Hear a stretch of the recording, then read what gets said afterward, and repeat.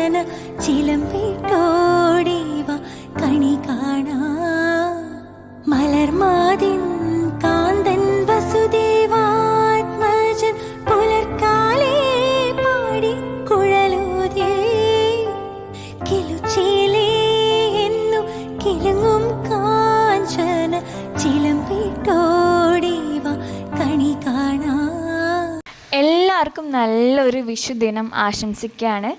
അപ്പോൾ വിഷു എന്ന് പറയുമ്പോൾ ആദ്യം തന്നെ വിഷുക്കണിയാണല്ലോ. അപ്പോൾ അതൊക്കെ ഒന്ന് കണ്ട് തൊഴുതു വന്നപ്പം പിന്നെ മെയിൻ പടക്കമല്ലേ, അതുകൊണ്ട് പേരിന് 2-3 പടക്കങ്ങൾ വാങ്ങിയിട്ടുണ്ടായിരുന്നു. അപ്പോൾ അതൊക്കെ ഒന്ന് പൊട്ടിച്ചു. ഇതൊക്കെയല്ലേ വിഷുവിനൊരു സന്തോഷം. പിന്നെ നമ്മൾ രാവിലത്തെ ബ്രേക്ക്ഫാസ്റ്റിൻ്റെ കാര്യങ്ങളൊക്കെയാണ് കേട്ടോ നോക്കിയത്. അപ്പോൾ ഇന്ന് രാവിലെ നല്ല ഇഡലിയും സാമ്പാറും ചട്നിയുമാണ് കേട്ടോ. ഇപ്പോൾ ഒരു 3-4 കൊല്ലമായിട്ട് വിഷു എന്ന് പറയുമ്പോൾ തന്നെ രാവിലെ ഇഡലിയും സാമ്പാറും അത് നിർബന്ധമാണ്. ഇപ്പം അങ്ങനെ ആയിട്ടുണ്ട്. പിന്നെ ഈ ഇഡലിയും സാമ്പാറൊന്നും ഇഷ്ടമില്ലാത്തവർ ചുരുക്കമായിരിക്കും അല്ലേ. എന്തായാലും ഇവിടെ എല്ലാവർക്കും ഭയങ്കര ഇഷ്ടമാണേ. ഇനിയാണല്ലോ എന്തായാലും മെയിൻ പരിപാടി, വിഷു കൈനീട്ടം വാങ്ങണം, അതുപോലെ കൊടുക്കണം. അപ്പോൾ അങ്ങനെയുള്ള കുറച്ച് പരിപാടികളൊക്കെ ഉണ്ട്. അപ്പോൾ അതൊക്കെ ഒന്ന് കണ്ടിട്ട് വന്നാലോ.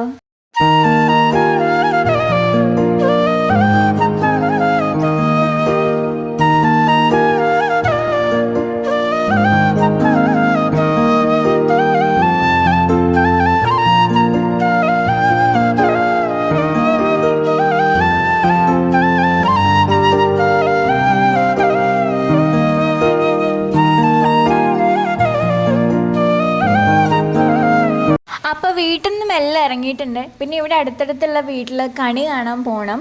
അപ്പം അങ്ങനെ ഇറങ്ങിയതാണ്. അപ്പം നമ്മുടെ അടുത്തുള്ള അമ്പലത്തിലും അതുപോലെ തന്നെ ഇത് നമ്മുടെ തേവാരമാണ്. അപ്പം അവിടെയും കൂടെ ഒന്ന് തൊഴുതു.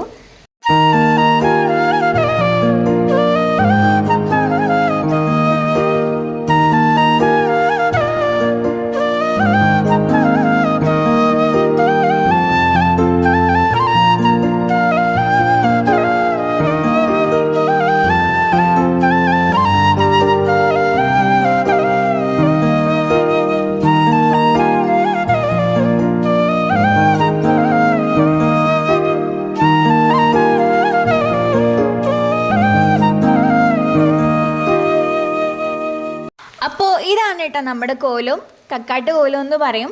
വിഷുക്കൈനീട്ടൊക്കെ വാങ്ങിയിട്ട് വീട്ടിലെത്തിക്കഴിഞ്ഞു. ഇനി അടുത്ത മെയിൻ പരിപാടി വിഷുവിൻ്റെ സദ്യ ഉണ്ടാക്കലാണ്. അപ്പോൾ അതിനുള്ള കാര്യങ്ങളൊക്കെ ഇവിടെ സെറ്റാക്കുന്നുണ്ട്. ഓരോന്നോരോന്നായിട്ട് അരിഞ്ഞ് പറക്കി വെക്കുന്നുണ്ട്. അപ്പോൾ ഇനി അതൊക്കെ ഒന്ന് ഉണ്ടാക്കിയിട്ട് കണ്ടാലോ.